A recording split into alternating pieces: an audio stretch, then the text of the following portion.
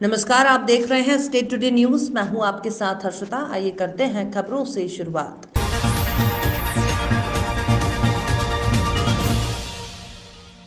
उज्जैन के RD Gardi medical college से देवास के एक रेप पीड़िता का बच्चा चोरी होने का सनसनीखेज मामला सामने आया है। खास बात यह है कि इस दौरान मेडिकल कॉलेज के सीसीटीवी कैमरे भी बंद रहे और सुरक्षा गार्ड को भी बच्चा ले जाते हुए कोई आरोपी नजर नहीं आया। हालांकि चमनगंज पुलिस मामले की जांच कर रही है, लेकिन बच्चा चोरी हो जाने के बाद अस्पताल में भी हड़कंप मच गया है। दरअसल पूरा मामला उज्जैन के आरडी गार्डी मेडिकल कॉलेज का है। 27 जनवरी को देवास के बागली क्षेत्र की रहने वाली रेप पीड़िता लड़की को डिलीवरी के लिए आरडी गार्डी मेडिकल कॉलेज में न्यायालय के आदेश पर भर्ती करवाया गया था। डिलीवरी होने के बाद लड़की के माता पिता उससे मिलने के लिए आए थे।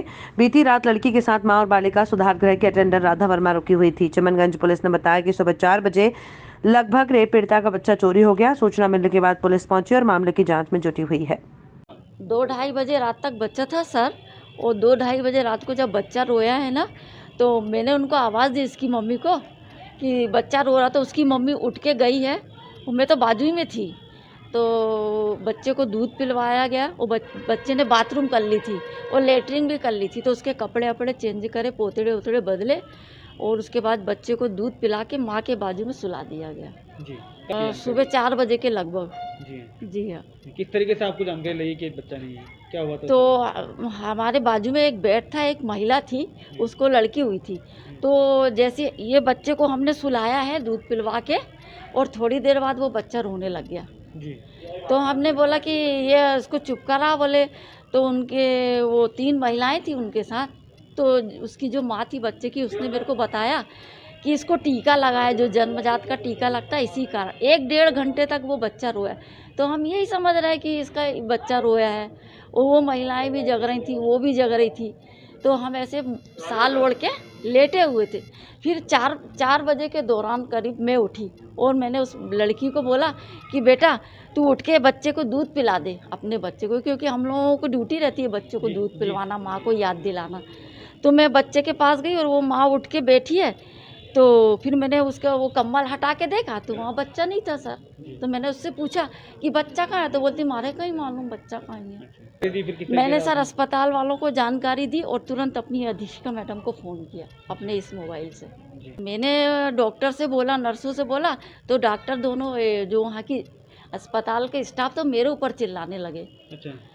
कि मैंने बोली सर देखो, अगर कोई बोले नहीं तुम्हारी जिम्मेदारी तुम्हारी। तो मैंने बोला CCTV camera sir madam check करवा लीजिए, अगर कोई भी ले गया होगा बच्चा तो उसमें आ जाएगा।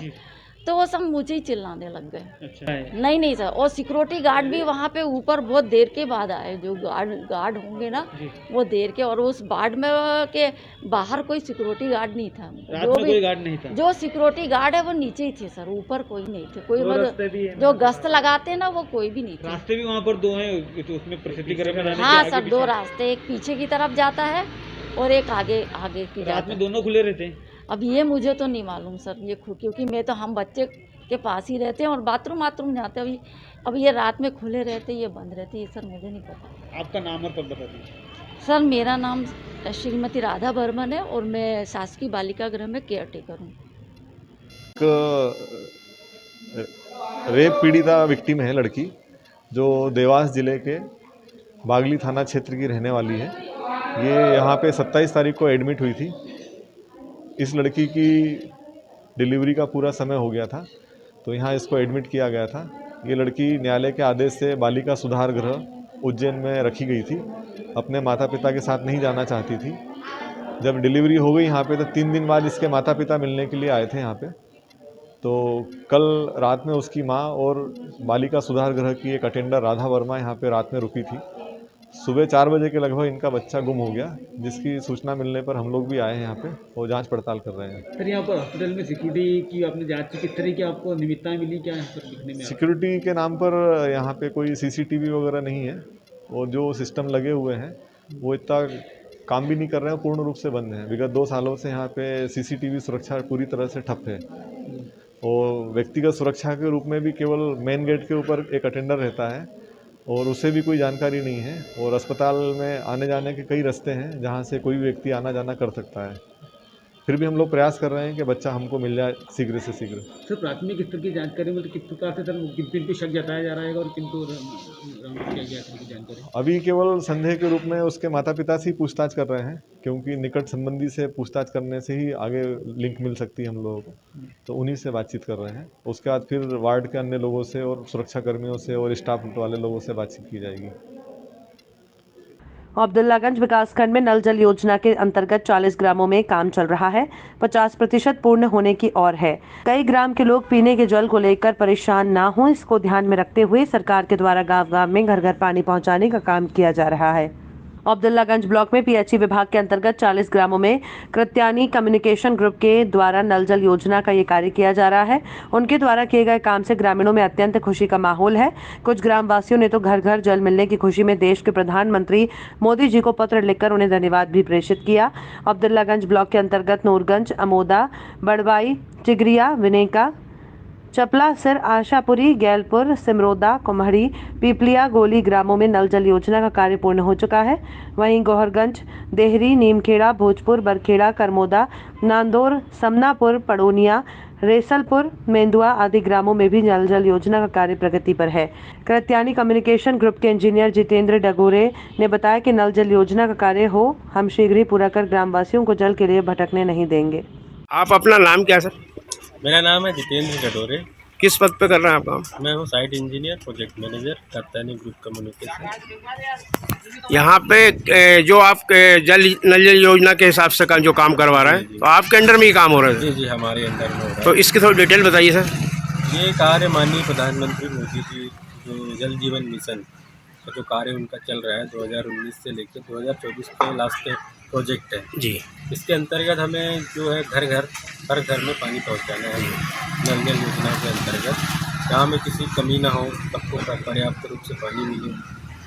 और अधिकतर काम हमारे यहाँ 40 गाँव में चल रहा है अब्दुल्लागंज ब्लॉक के, और कार्य हमारा समाप्ति की हो रहा है। अच्छा, आपका काम अब्दुल्लागंज ब्लॉक में चल रहा है? जी जी, सारे ब्लॉक में चल रहा है। इसलिए सारे ग्रामों में 40 गाँव है हमारे योजना के अंतर्गत अभी, और अधिकतर जो प्रोजेक्ट है हमारे कंप्लीट हो गए हैं। अभी नूरगंज बच्चा यहाँ पे भी आज हो जाएगा समाप्त। अच्छा, थैंक यू।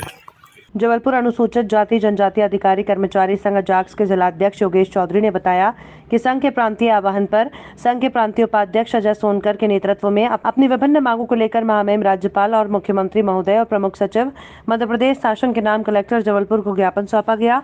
ज्ञापन में बताया गया कि सर्वोच्च न्यायालय द्वारा पदोन्नति में आरक्षण लागू करने संबंधी दिए गए दिशा निर्देशों में राज्य सरकारों को डेटा कलेक्शन पर पदोन्नति नियम बढ़ाने के निर्देश दिए गए हैं। अजाक्स द्वारा मांग की गई है कि पूर्व से तैयार मनोज गोरकेला द्वारा पदोन्नति नियम ड्राफ्ट को ही जस का तस लागू किया जाए। आरक्षित वर्ग के बेरोजगार नवयुवकों को भर्ती के लिए बैकलॉग के 1 लाख से अधिक रिक्त पदों को शीघ्र भरा जाए। सफाई का कार्य कर रहे समस्त सफाई कर्मचारियों को नियमित करते हुए नियमित वेतन दिया जाना चाहिए। आउटसोर्सिंग भर्ती प्रक्रिया को तत्काल प्रभाव से बंद किया जाए। यदि बंद करना तत्काल संभव नहीं है तो आउटसोर्सिंग भर्ती में भी आरक्षण नियम लागू किया जाए।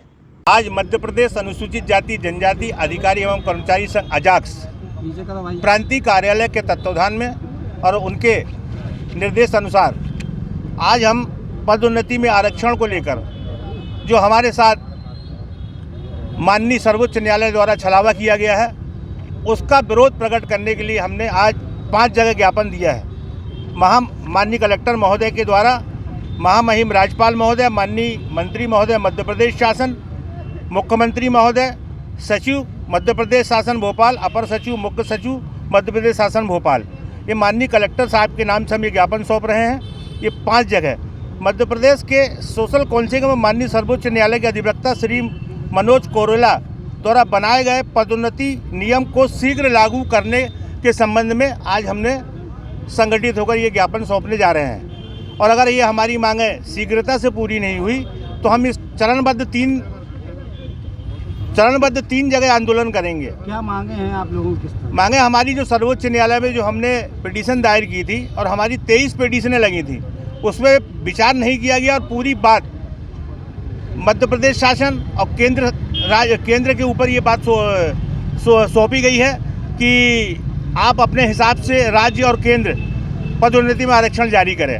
जब पदोन्नति में आरक्षण केंद्र और राज्य को जारी करना था तो फिर हमको आज कम से कम जो 7 से 8 साल 10 साल हमको सुप्रीम कोर्ट में घसीटा गया, और कितने हमारे कर्मचारी सेवानिवृत्त हो गए जिनको पदोन्नति नहीं मिली, और जिस पद पे तो उस पद पे सेवानिवृत्त हो गए। और यही प्रतिक्रिया अगर चालू रही तो आने वाले समय में, जैसे अभी कल 31 जनवरी को हज़ारों कर्मचारी हमारे वर्ग के रिटायर हो गए हैं, ऐसी फरवरी में होंगे, और ये 22 भी ऐसी सेवानिवृत्ति हो जाएगा और हमें पदोन्नति आरक्षण नहीं मिलेगा।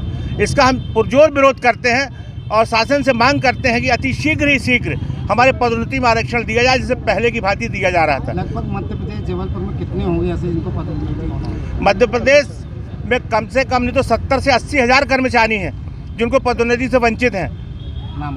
अजय सोनकर, प्रांतीय उपाध्यक्ष, मध्य प्रदेश अजाक्स। संघ के प्रांतीय आह्वान पर आज मध्य प्रदेश के सारे जिले में एक साथ एक मांग पत्र सौंपा जा रहा है, जो कि महामहिम राज्यपाल महोदय एवं मुख्यमंत्री महोदय, अवर सचिव, प्रमुख सचिव, ऐसे तमाम 5 हम लोग जो है मांग पत्र सौंप रहे हैं, जिसमें हमारी प्रमुखता मांग है कि हमारे उच्चतम न्यायालय के अधिवक्ता सम्मानीय मनोज गोरकेला जी के द्वारा जो 5 बिंदु बनाए गए हैं, उन बिंदुओं को यथावत वैसे ही उसको जारी किया जाए, ये हमारी प्रमुख मांग है। दूसरी, हमारे सारे कर्मचारी मध्य प्रदेश में जो कि बगैर प्रमोशन के आज जिस सेवा में आए थे उसी सेवा में रिटायरमेंट हो रहे हैं, हम चाहते हैं कि उनको भी पदोन्नति का लाभ मिले। ऐसी तमाम मांग, और रोस्टर का संधारण, हमारे सभी विभागों में जो है कि रोस्टर का संधारण नहीं हो रहा, उससे हमारे कर्मचारियों को रोस्टर में जो है हमारे SC ST संवर्ग से ज़्यादा सामान्य वर्ग को फ़ायदा होता है, उसके बावजूद भी पता नहीं क्यों विभाग रोस्टर का संधारण नहीं करता है। इसी तारतम्य में पूरे जिले और इसी तारतम्य में जो है कि हम लोग चरणबद्ध हमारे प्रांतीय आंदोलन होंगे। आज हम जो है प्रमुखतः माननीय कलेक्टर महोदय के द्वारा जो ज्ञापन भेज रहे हैं, इसके बाद हम जितने भी हमारे जनप्रतिनिधि हैं, विधायक, सांसद महोदय, मंत्री महोदय, इन सबको ज्ञापन सौंपेंगे। इसके बाद हम 20 तारीख को एक दिवसीय धरना देंगे, फिर 22 तारीख को जो है हमारा प्रदेश स्तर पर धरना प्रदर्शन का कार्यक्रम होगा। योगेश चौधरी, जिला अध्यक्ष, मध्य प्रदेश अजाक्स, जिला जबलपुर। जबलपुर वित्त मंत्री वी सीतारमण तारा पेश किए गए आम बजट में जहां आम लोगों ने अपनी प्रतिक्रिया व्यक्त की है, वहीं स्मार्ट इंडिया पार्टी की ओर से भी प्रतिक्रिया व्यक्त की गई है। आम बजट को खोखला साबित करते हुए आर.के. जैन ने बताया कि बजट निराशाजनक और हताशा व्यक्त करने वाला है। विगत 70 वर्षों से पार्टी अपना बजट पेश करती है, मगर उसकी असलियत जमीनी स्तर पर नदारद दिखती है। आपके जैन साहब ने बेरोजगारी, भ्रष्टाचारी, शिक्षा और स्वास्थ्य जैसे विषयों पर गौर करने की बात सही है। वहीं कांग्रेस पार्टी ने भी इस पर तीखी प्रतिक्रिया व्यक्त करते हुए नाराजगी जाहिर की है। जबलपुर कांग्रेस जिलाध्यक्ष जगत बहादुर सिंह अन्नू ने भी बजट को खोखला बताया है। उन्होंने कहा कि इस बजट में आम जनता के लिए कोई भी लाभदायक बात नहीं है और शिक्षा, शास्त्र और रोजगार जैसे विषयों पर फोकस नहीं किया गया है। हर वर्ष की तरह इस वर्ष भी पिछले दिनों हमारे वित्त मंत्री महोदय ने वित्त मंत्री कार्यालय से एक बजट प्रस्तुत किया। वह बजट जो देश की तरक्की के लिए, देश के उत्थान के लिए बनाया जाता है, जिसमें सिर्फ रोजगार की बात होनी चाहिए, शिक्षा की बात होनी चाहिए, स्वास्थ्य की बात होनी चाहिए, खुशियों की बात होनी चाहिए, ये सब नज़ारत थी। ये सिर्फ एक आंकड़ों का खेल है जो बरसों से हमारे नेता जनता के साथ खेल रहे हैं। बजट में कहीं पर भी ऐसे प्रावधान नहीं है कि हम कैसे अपने देश में रोजगार लेकर आएंगे, नौकरी कैसे हम जनरेट करेंगे, एजुकेटेड बच्चों को नौकरी कैसे देंगे। आज हमारे बच्चे नर्वस होकर के अपने जो एजुकेशन किए हुए हैं उससे काफ़ी निम्न स्तर की नौकरी करने को तैयार हैं। कैसे भी वो अपना घर चलाने को तैयार हैं कि मुझे 4,000, 5,000, 10,000 रुपये मिल जाए ताकि मैं अपने माता पिता की सेवा कर सकूं। एजुकेशन के हिसाब से यहाँ पर ना नौकरियाँ हैं ना रोजगार है। कुछ अच्छे बच्चे हैं जो पढ़ लिख कर सरकारी लोन लेकर विदेशों में जाकर हायर एजुकेशन कर रहे हैं और वहाँ पर नौकरी तलाश कर रहे हैं। बजट में ये व्यवस्था होना चाहिए कि हम बेरोजगारी दूर कैसे करेंगे, पहला प्रश्न ये होना चाहिए। स्वास्थ्य संबंधी व्यवस्था हम कैसे करेंगे, भोजन व्यवस्था हम कैसे करेंगे, एक खुशहाल घर हम कैसे बना कर देंगे। तो मैं ऐसा मानता हूँ ये जो बजट है ये मात्र एक छलावा है।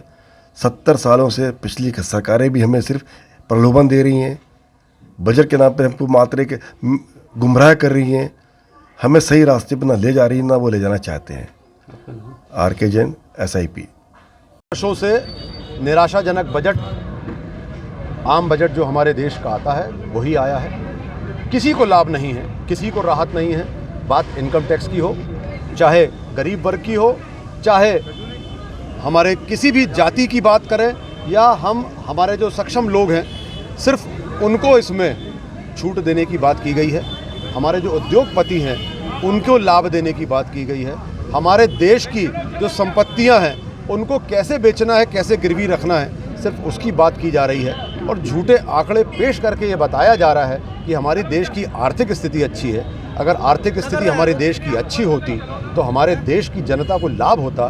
महंगाई, बेरोजगारी, भ्रष्टाचार ये हमको सहन नहीं करना पड़ता।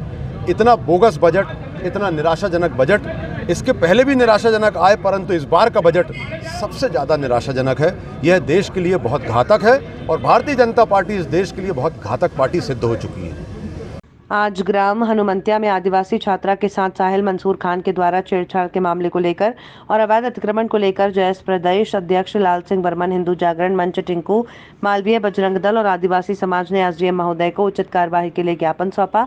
इस अवसर पर मुकेश मंडलोई, सुनील दामके, बबलू राकेश मंडलोई, राम मंडलोई, राहुल भवेल और सैकड़ों की संख्या में ग्रामीण जन उपस्थित हुए। खबरों में फिलहाल इतना ही। आप देखते रहिए स्टेट टुडे न्यूज।